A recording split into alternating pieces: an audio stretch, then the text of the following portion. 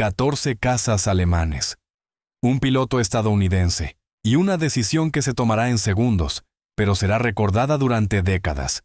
Diciembre de 1943, Europa Occidental. El aire sobre la Francia ocupada es un campo de exterminio. A 15.000 pies, un P-38 Lightning solitario surca el cielo helado, indicadores de combustible cayendo, radio en silencio. Detrás de él, el enemigo se acerca rápidamente. Focke-Wulf 190 y Messerschmitt 109, dirigidos por control terrestre, ventaja de altitud asegurada. El piloto estadounidense vira bruscamente, motores forzados al límite. Fuego trazador pasa veloz junto a su carlinga. Está en inferioridad numérica. Está solo. Y en momentos, estará muerto. A menos que haga algo que ningún manual de entrenamiento ha recomendado jamás. Adelante, un muro de nubes avanza desde el oeste. Denso, impenetrable. El tipo de clima que traga aeronaves enteras. Dentro de ese vacío gris, no hay horizonte, no hay referencia, no hay sentido de arriba o abajo. Los pilotos se pierden en las nubes, entran en espiral, mueren. Pero fuera de las nubes hay 14 cazas, y se están acercando. El piloto toma su decisión, baja el morro. El gris lo engulle, y en cada pantalla de radar alemana, el punto desaparece. Lo que sucede a continuación no quedará registrado en la doctrina oficial. No ganará medallas ni condecoraciones, pero se propagará silenciosamente, de piloto a piloto, a través de la 8ª Fuerza Aérea, y salvará vidas. Esta es la historia del teniente Richard Wilsey, y el día en que desapareció. El invierno de 1943 marca un capítulo brutal en la guerra aérea sobre Europa. Formaciones de bombarderos estadounidenses penetran profundamente en territorio controlado por Alemania, trazando estelas de condensación a través del aire helado a 20.000 pies. Debajo de ellos, la tierra está marcada. Francia ocupada, Bélgica, los Países Bajos. Todo bajo la sombra de la guerra. Los bombarderos vuelan en formación cerrada, erizados de armas defensivas, pero la formación es un compromiso. Ofrece protección, pero a un costo. La velocidad se sacrifica, la maniobrabilidad se pierde, y la Luftwaffe sabe exactamente cómo explotarlo. Los cazas alemanes atacan en enjambre las corrientes de bombarderos, lanzándose desde altitud, trabajando en parejas coordinadas. Atacan a los rezagados, aíslan aeronaves dañadas y presionan ataques con eficiencia despiadada. Los B-17 y B-24 mantienen sus formaciones y devuelven el fuego, pero las pérdidas se acumulan. Cada misión cuesta tripulaciones. Cada misión cuesta tiempo que los aliados no pueden permitirse perder. La escolta de cazas se convierte en la obsesión de cada comandante. El P-47 Thunderbolt tiene potencia de fuego, pero su alcance es limitado.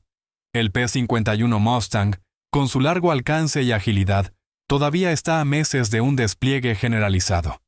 Eso deja al P-38 Lightning, el interceptor bimotor de doble cola de Lockheed, una máquina construida para velocidad y altitud, ahora siendo llamada a hacer algo mucho más peligroso.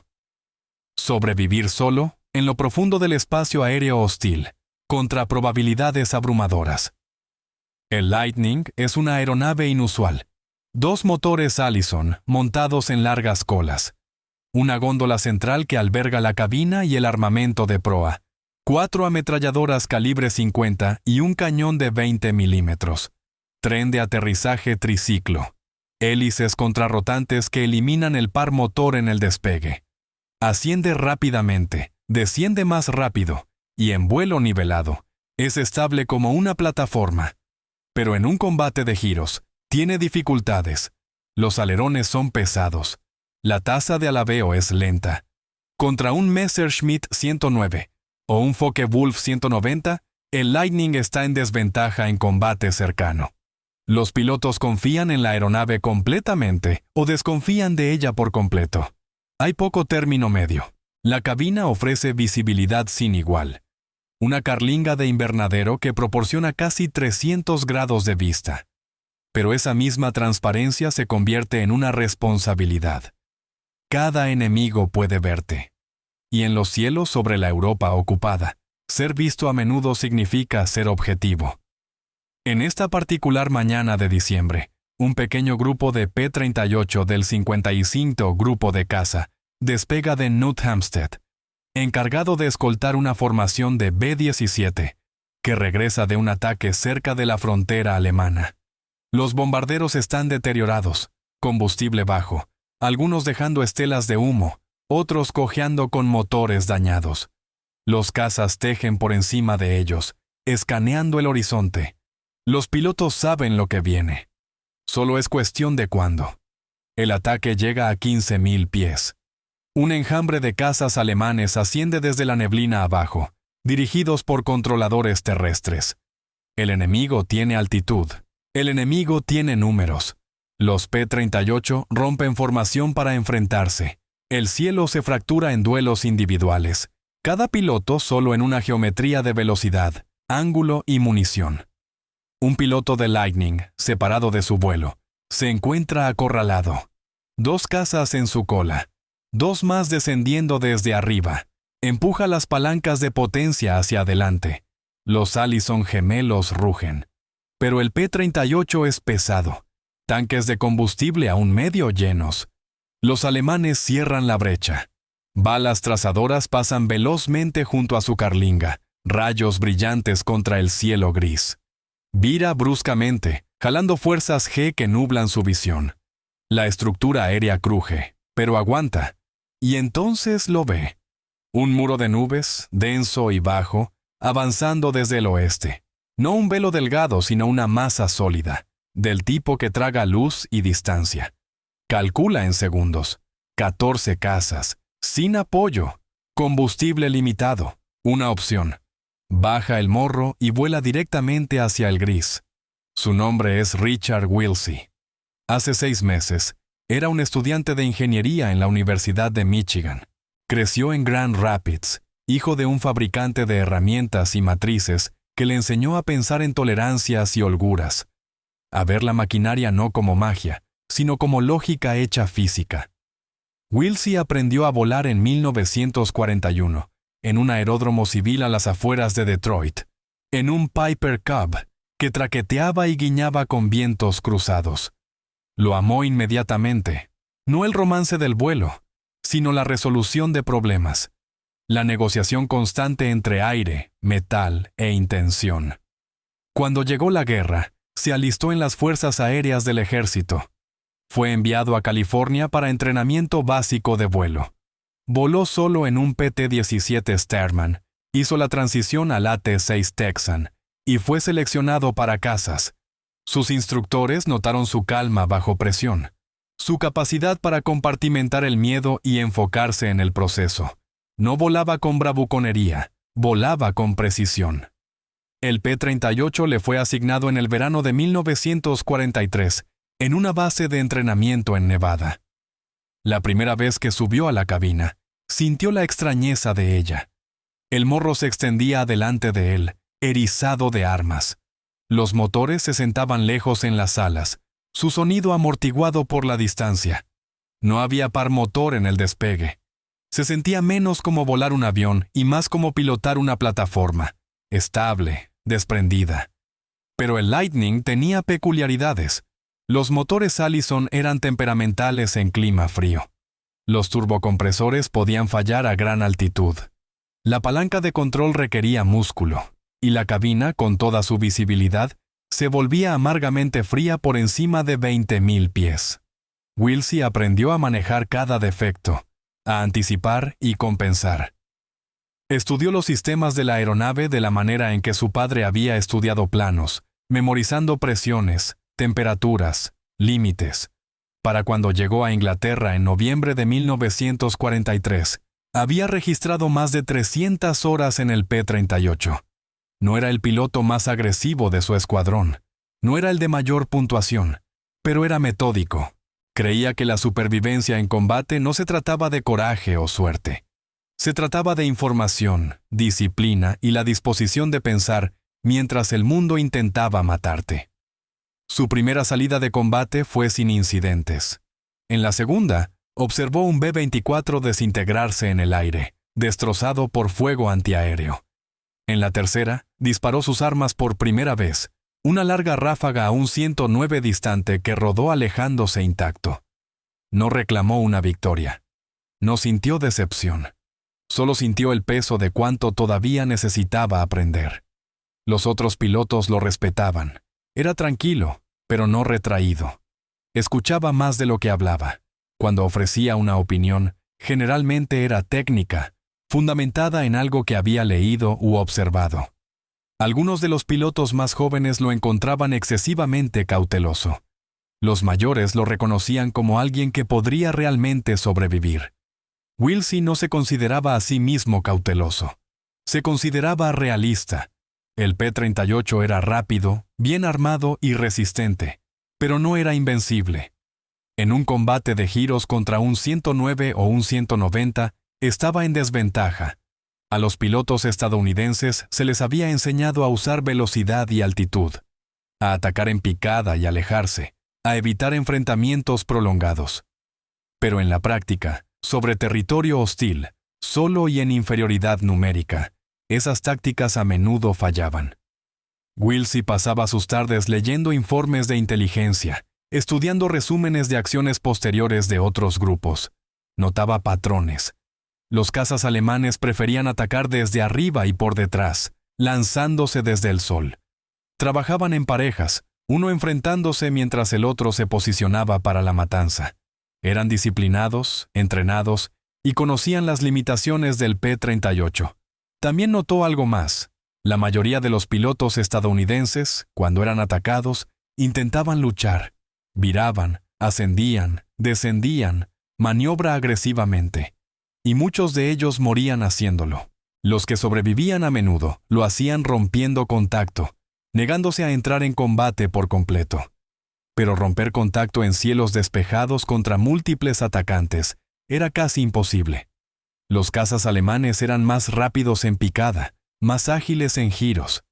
Huir requería distancia, tiempo y suerte. Pero ¿qué pasaría si pudieras crear distancia sin velocidad? ¿Qué pasaría si pudieras desaparecer, no superando al enemigo en velocidad, sino negándoles la capacidad de rastrearte por completo? Wilsey pensaba en esto en la línea de vuelo, mirando las nubes bajas que llegaban cada tarde. Pensaba en esto en la cabina durante el entrenamiento de instrumentos, volando a ciegas a través de una sopa tan espesa que no podía ver sus propias puntas de alas. Pensaba en esto por la noche, acostado en su litera, escuchando la lluvia golpear el techo de la choza Nissen. Y entonces, en una fría mañana de diciembre, con 14 cazas alemanes acercándose y sin ningún lugar a donde huir, dejó de pensar y comenzó a actuar. En el momento en que entra en la nube, el mundo desaparece. El gris se cierra a su alrededor como agua, espeso, absoluto. El horizonte se ha ido, el cielo se ha ido, el suelo se ha ido. Solo hay la cabina, los instrumentos y el rugido amortiguado de los Allison gemelos. No entra en pánico. El pánico es un lujo que no puede permitirse. Escanea el panel de instrumentos, forzando sus ojos a moverse en secuencia. Velocidad del aire, altitud, indicador de actitud, coordinador de giros. Los indicadores se convierten en su realidad, la única verdad en un mundo de nada. El P-38 todavía está volando recto y nivelado. Velocidad del aire 220 millas por hora. Altitud 13.000 pies. Rumbo 270. Oeste directo. Reduce las palancas de potencia reduciendo velocidad, reduciendo ruido. Los motores se asientan en un zumbido constante. Revisa los indicadores de combustible. Suficiente para otra hora, quizás 90 minutos si es cuidadoso. Afuera, la nube no tiene rasgos. Sin textura, sin variación, solo gris. Sabe que los cazas alemanes están allá afuera en algún lugar, dando círculos, buscando. Sabe que su radar no puede verlo dentro de esta sopa, pero también sabe que estarán esperando cuando salga. Así que toma una decisión. No saldrá, no donde ellos esperan. Vira suavemente a la derecha, observando el coordinador de giros, manteniendo la bola centrada. El Lightning responde suavemente, el morro girando en un amplio y perezoso arco. Sale en un nuevo rumbo, sur-suroeste. Luego desciende, lentamente, 200 pies por minuto, inclinando la palanca hacia adelante. Ajustando el morro hacia abajo, el altímetro se desenrolla. 12,000, 11,000, 10. No tiene idea de dónde está. Las nubes podrían extenderse por millas, podrían terminar en segundos. Debajo de él, podría haber montañas, bosques, pueblos, baterías antiaéreas. No tiene referencia de mapa, sin contacto terrestre. Está volando a ciegas en todos los sentidos de la palabra. Pero también es invisible. Los minutos se alargan. 5, 10, 15. Mantiene su rumbo, mantiene su descenso, escaneando los instrumentos cada pocos segundos. El indicador de actitud es el más importante. Si se desvía, si las alas se inclinan incluso unos pocos grados, podría entrar en una espiral sin darse cuenta. La desorientación espacial mata más pilotos en nubes que las fallas de motor. Willsey se obliga a confiar en los instrumentos. Su oído interno le está gritando, diciéndole que está girando, ascendiendo, descendiendo. Lo ignora. Los indicadores no mienten. Los indicadores están construidos sobre giroscopios, calibrados, mecánicos, inmunes al miedo. A 8,000 pies, la nube comienza a adelgazar. Luz pálida se filtra, difusa y sin dirección. Reduce más la potencia, desacelerando a 180 millas por hora, comprando tiempo. El altímetro continúa desenrollándose. 7,000. 6. La luz se hace más fuerte. Puede ver sombras ahora. Formas vagas en la niebla adelante. Y entonces atraviesa. El mundo reaparece de repente. Debajo de él, un paisaje ondulante de tierras de cultivo y bosques, espolvoreado con nieve. Un río serpentea por el valle, plateado y frío. Sin ciudades, sin caminos, sin puntos de referencia visibles. No tiene idea si está sobre Francia, Bélgica o Alemania.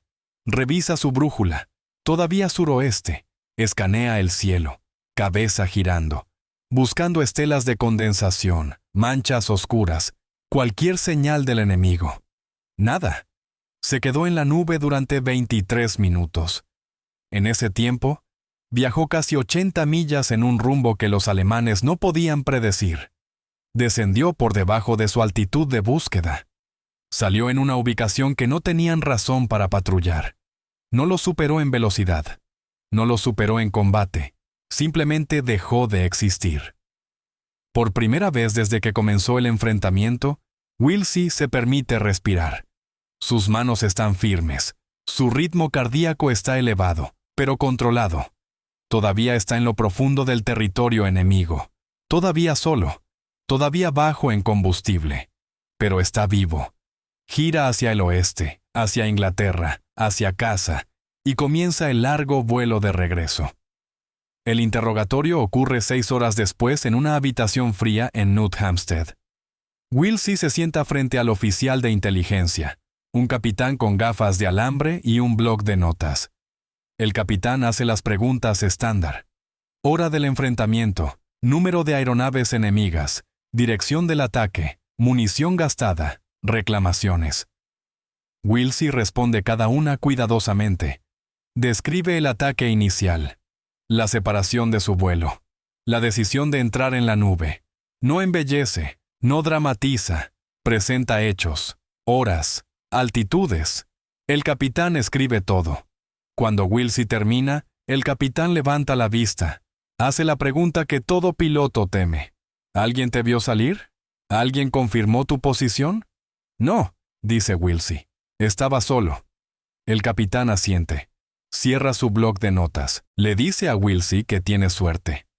Mucha suerte. También le dice que volar hacia nubes sin referencia terrestre, en combate, sobre territorio enemigo, es extremadamente peligroso. No es recomendado. No es doctrina. Pero funcionó. La palabra queda suspendida en el aire. Durante los siguientes días, La historia se propaga. Los pilotos hablan. Las tripulaciones de tierra hablan. Alguien escucha sobre el P-38 que desapareció de 14 cazas alemanes. Alguien más escucha sobre el piloto que voló a ciegas durante 20 minutos y salió 80 millas más allá. Los detalles cambian, mutan, crecen. Para el final de la semana, la historia se ha convertido en leyenda. Pero Willsie no cuenta la historia. Vuelve a volar. Registra más misiones, más horas. Escolta bombarderos, ataca trenes, se enfrenta con 109 sobre Bélgica, sobrevive cada misión. No porque tenga suerte, porque piensa. Otros pilotos comienzan a hacerle preguntas. ¿Cómo supiste que la nube aguantaría? ¿Cómo navegaste sin referencia? ¿Cómo evitaste entrar en espiral? Les da la misma respuesta cada vez. Confía en tus instrumentos. Conoce tu aeronave. No pelees una batalla que no puedes ganar. Algunos de ellos escuchan. Algunos de ellos lo intentan. En enero de 1944, un P-38 del Benito Grupo de Caza, en inferioridad numérica y sin munición, se lanza hacia un banco de nubes sobre el Ruhr y emerge 20 millas más allá, ileso. El piloto le da crédito al interrogatorio de Willsie. En febrero, otro piloto usa la misma táctica, escapando de un ataque de 690. Llega a casa con agujeros de bala en su cola, pero con su vida intacta. La táctica no es adoptada oficialmente. No aparece en los manuales de entrenamiento. Es demasiado arriesgada, demasiado dependiente de las condiciones, demasiado difícil de estandarizar. Pero se propaga de todos modos, de piloto a piloto, de escuadrón a escuadrón. Se convierte en parte de la tradición oral de la octava Fuerza Aérea. Un truco que todos conocen pero nadie escribe. Para la primavera de 1944, los controladores alemanes comienzan a notar un patrón. Los cazas estadounidenses, cuando están acorralados, están desapareciendo. No retirándose, no muriendo, desapareciendo. Entran en nubes y no salen. O salen lejos del punto de intercepción esperado. Demasiado lejos para perseguir, demasiado tarde para enfrentarse. La Luftwaffe se ajusta. Intentan predecir puntos de salida. Estacionan cazas en los bordes de las nubes. Pero el cielo es vasto. Y las nubes están en todas partes. La ventaja se desliza. Willsie vuela su última misión de combate en abril de 1944. Para entonces, ha registrado más de 60 salidas, sobrevivido 4 intentos de ataque confirmados y se le acreditan 2 victorias aire-aire. Es promovido a capitán y reasignado a un rol de entrenamiento, enseñando a nuevos pilotos cómo sobrevivir. Pasa el resto de la guerra en Inglaterra y luego en los Estados Unidos, transmitiendo lo que aprendió en el cielo frío sobre Europa. Nunca habla públicamente sobre la misión de diciembre. No escribe memorias. No busca reconocimiento. Cuando se le pregunta, años después, ¿qué sintió cuando las nubes lo tragaron y el enemigo desapareció?, da una respuesta simple. Alivio. El impacto de la decisión de Willsie es difícil de medir en números, pero es visible en los márgenes. Las tasas de supervivencia de pilotos en la octava Fuerza Aérea mejoran incrementalmente durante el invierno y la primavera de 1944. No por un hombre o una táctica, sino por un cambio en la mentalidad. Los pilotos dejan de creer que cada enfrentamiento debe ser luchado hasta su conclusión. Comienzan a ver el desenganche no como cobardía, sino como estrategia. El vuelo en nubes se convierte en una habilidad enfatizada en el entrenamiento avanzado. La competencia instrumental, una vez prioridad secundaria, es elevada. Los pilotos pasan más tiempo bajo la capucha, aprendiendo a confiar en los indicadores, a luchar contra el vértigo, a navegar sin referencia visual. El cambio es sutil, pero significativo. Para cuando llega la invasión de Normandía, el piloto promedio de P-38 está más cómodo en nubes que sus predecesores 6 meses antes. Los alemanes lo notan. Los informes posteriores a la acción de la Luftwaffe de principios de 1944 señalan un aumento en cazas estadounidenses, evadiendo intercepción explotando el clima. Un informe, traducido después de la guerra, describe a los pilotos estadounidenses como cada vez más dispuestos a usar terreno y nubes para evitar combate desfavorable. Otro señala frustración entre controladores alemanes que pierden contacto de radar con aeronaves enemigas y no pueden volver a adquirirlas. Esto no es una solución mágica. Los pilotos todavía mueren. Las aeronaves todavía se pierden. La guerra aérea sobre Europa permanece brutal, implacable y estadísticamente letal. Pero el margen cambia, grado por grado, a favor de aquellos que piensan antes de actuar. La táctica de Willsie también influye en la filosofía de diseño de aeronaves. Las evaluaciones posteriores a la guerra del P-38 señalan que su excelente visibilidad de cabina y características estables de vuelo instrumental lo hacían bien adaptado para tácticas de supervivencia que se basaban en la explotación del clima. Estas observaciones informan el diseño de cazas posteriores, incluidos los jets, que priorizan la confiabilidad instrumental y la capacidad para todo clima. La lección más amplia es más sutil. Willsie no inventó una nueva maniobra. No descubrió una debilidad secreta en las aeronaves alemanas. Simplemente reconoció que las reglas del enfrentamiento no eran fijas, que la doctrina era un punto de partida, no un evangelio, que la supervivencia a veces requería rechazar la pelea por completo. En 1945, después de que termina la guerra en Europa, las fuerzas aéreas del ejército conducen una serie de entrevistas con pilotos de caza de alto tiempo de vuelo, pidiéndoles que identifiquen el factor más importante en su supervivencia. Las respuestas varían. Algunos citan entrenamiento, otros, suerte. Unos pocos mencionan equipo o liderazgo. Pero un número significativo, cuando se les presiona, describen momentos en que eligieron no enfrentarse, cuando se alejaron, se lanzaron hacia el clima o rompieron contacto en lugar de presionar un ataque. Lo describen con una mezcla de culpa y pragmatismo, como si la decisión todavía los persiguiera. Pero están vivos para describirlo. El nombre de Willsie aparece en varios de estos relatos, siempre de segunda mano, siempre como el tipo que descubrió que simplemente podías desaparecer. Los entrevistadores lo notan, pero no lo persiguen. La guerra ha terminado. El enfoque está en la victoria, no en el grano fino de la supervivencia. Pero el grano fino es donde se salvan vidas. Richard Willsie regresa a Michigan en el otoño de 1945. Termina su título de ingeniería. Se casa. Toma un trabajo con una firma automotriz en Detroit.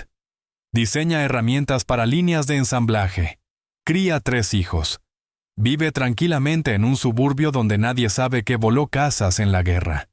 No se une a organizaciones de veteranos. No asiste a reuniones. Cuando sus hijos le preguntan sobre la guerra, les dice que era piloto, que voló misiones sobre Europa, que tuvo suerte. No menciona el día en que desapareció en nubes con 14 cazas alemanes detrás de él. No habla sobre los 23 minutos de vuelo a ciegas, la confianza que depositó en giroscopios y altímetros, la fría claridad de saber que su vida dependía de su capacidad para ignorar sus propios sentidos. No lo enmarca como heroísmo. Lo enmarca, cuando lo enmarca, como resolución de problemas. En 1963, un historiador investigando tácticas de la 8ª Fuerza Aérea lo contacta. El historiador ha encontrado referencias a la táctica de evasión en nubes en varios documentos de posguerra y está tratando de rastrear su origen. Willsie confirma los detalles, proporciona fechas y ubicaciones, pero declina ser entrevistado oficialmente. Le dice al historiador que no cree que la historia sea importante, que hizo lo que cualquiera hubiera hecho, que sobrevivió porque tenía buenos instrumentos y mal tiempo. El historiador le agradece y sigue adelante. La historia aparece en una nota al pie en un libro publicado en 1967. 3 oraciones de largo, atribuidas a un piloto de P-38 del 55 Grupo de Caza. El nombre de Willsie no se usa. Muere en 1989, a la edad de 68 años, de insuficiencia cardíaca. Su obituario menciona su servicio en la Segunda Guerra Mundial, su carrera en ingeniería, su familia. No menciona la misión de diciembre de 1943, Sus hijos encuentran su libro de vuelo en una caja en el ático, junto con una fotografía descolorida de él, parado junto a un P-38, manos en los bolsillos, entornando los ojos hacia el sol. Donan el libro de vuelo a un museo. Es catalogado y archivado. Los investigadores ocasionalmente lo consultan, buscando datos sobre perfiles de misión, consumo de combustible, tasas de salidas. Pero el libro de vuelo no cuenta toda la historia. Registra fechas, horas, números de aeronaves. No registra el momento en que un joven piloto, en inferioridad numérica y solo, eligió confiar en las matemáticas sobre el instinto. No registra el silencio dentro de la nube, el sudor frío, la disciplina requerida para volar a ciegas mientras el mundo intentaba matarlo. No registra la onda que esa decisión generó, los pilotos que vivieron porque aprendieron de él, la doctrina que cambió porque un hombre probó que podía hacerse. Al final, el legado de Willsey no está en medallas o titulares, está en los márgenes, en lo incremental, en las vidas salvadas por una táctica que nunca fue oficial pero se volvió esencial. No cambió la guerra, cambió las probabilidades para unos pocos pilotos, en unas pocas misiones, en unos pocos momentos desesperados cuando la única salida era a través. El cielo recuerda, incluso cuando los registros no lo hacen.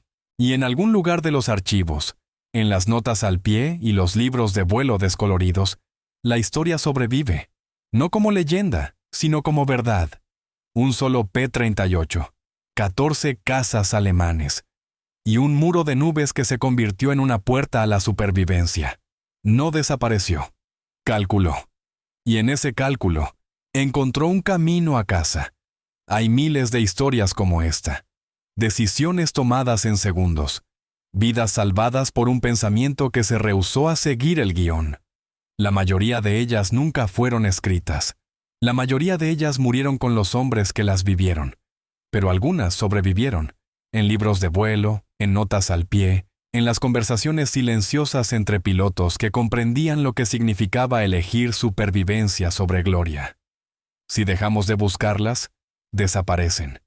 Si dejamos de contarlas, se pierden. Y con ellas, perdemos algo esencial.